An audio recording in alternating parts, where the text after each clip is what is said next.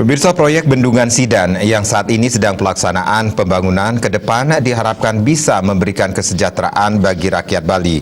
Hal ini disampaikan Koordinator Staf Khusus Presiden RI Anak Agung Gede Ngurah Ari Dwi Payana saat berkunjung ke lokasi proyek. Dalam kunjungan tersebut, Ari didampingi Dian Setio Nugroho, ST Project Manager, dan Wayan Andi, Prederich PPK Bendungan 1, SNVT Bendungan.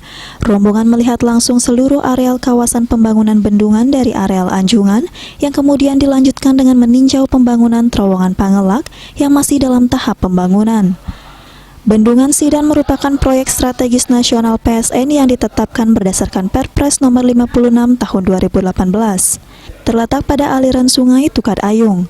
Bendungan Sidan memiliki lokasi tapak bendungan dan genangan yang berada di beberapa desa di 3 kabupaten, yaitu Desa Sidan Kecamatan Petang Kabupaten Badung, Desa Buahan Kaje Kecamatan Payangan Kabupaten Gianyar, dan Desa Bunutin Desa Mangani Desa Langgahan Kecamatan Kintamani Kabupaten Bangli.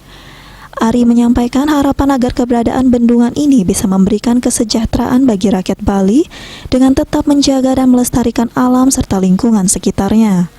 Ari juga mengapresiasi rencana pengembangan berbagai fasilitas penunjang, khususnya gardu pandang yang juga menyediakan ruang amphitheater. Tempat ini nantinya akan dimanfaatkan untuk wisata edukasi dan menyampaikan berbagai informasi penting terkait Bendungan Sidan, termasuk dokumentasi pembangunannya.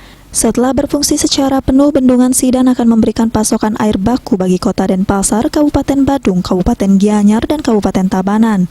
Dimanfaatkan sebagai pembangkit tenaga listrik, konservasi, dan juga sangat potensial dikembangkan sebagai destinasi pariwisata baru. Untuk memastikan wilayah hilir tidak akan kekurangan pasokan air, terutama yang dibutuhkan untuk irigasi pertanian, Bendungan Sidan akan menerapkan tata kelola air yang baik. Bali Post melaporkan.